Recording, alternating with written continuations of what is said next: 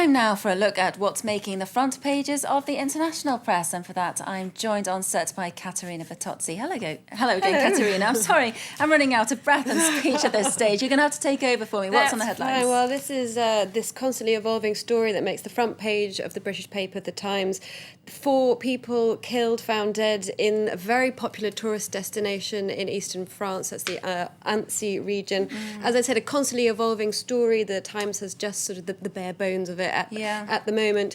What we do know, as we've been hearing in the news, it's believed that 3 of these were British nationals. I'm sure there'll be plenty more of reaction to this in the press tomorrow. Terrible details. The little 4-year-old girl that was found under the dead body of her mother. Really tragic. Absolutely terrible. Now, reaction to the US Democratic Convention. What's that been like from the other side of the world? Well, it's very interesting. The Jerusalem Post have been leading. We spoke a little bit about this yesterday, in fact, leading on the story of the Democrat platform having the mention of Jerusalem as being the capital of Israel. Which is, of course, what we were just talking about then with Douglas Herbert. Absolutely. Well, you see, so you got a good introduction. It's like we've been talking beforehand.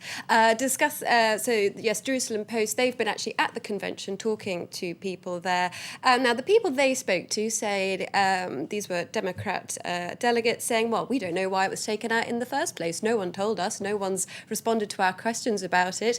Some saying, 2008, it should have been there in 2012.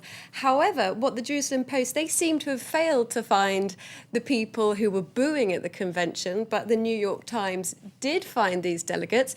They talk about the story of how in this voice vote that it was, had to be taken 3 times. There were choruses of no's after the decision was made to reinstate the text. Lots of angry faces, lots of shaking of heads. So not quite as clear-cut a message, perhaps, as Jerusalem Post makes out. No, and as Doug just said, it was immediately uploaded, those pictures of the vocal point of the vote, uploaded by the Republicans. So, absolutely. So this is going to not be an issue that sort of simply goes away. No, I don't think it will, Kat. Also, some reaction from the British press to Michelle Obama's speech yesterday, and in particular her claim to be a mom-in-chief. Absolutely. Very strong language from a journalist of The Independent, Joan Smith. She says this has been a terrible week for women in politics.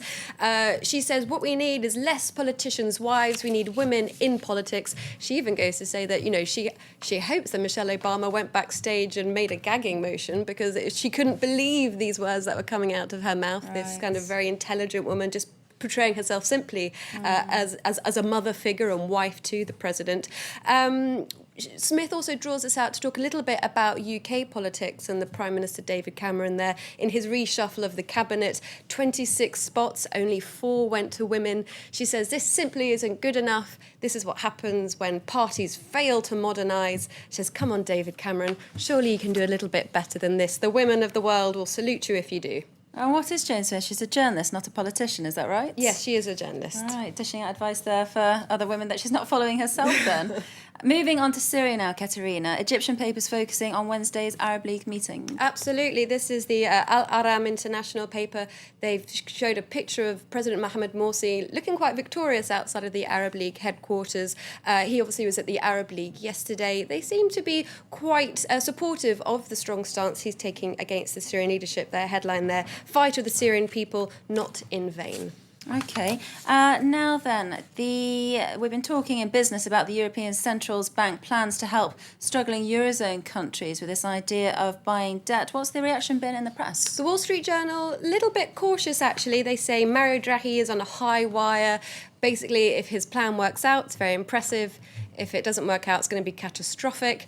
So a little bit cautious, but they say this is a difficult decision, difficult times. So, someone has to do something. Certainly is. I wouldn't want to be in Mario Draghi's place, that's for sure. But we are ending on a light note and a wonderful story about an Italian athlete at the Paralympics. Oh, this is absolutely a fantastic story in the Corriere della Sera, the story of Alessandro Zanardi. He's a Formula F1 driver. Now, he lost both his legs in a terrible car accident but he has returned to Brands Hatch, this iconic British racing track, victorious. He took gold in the hand cycling time trials yesterday.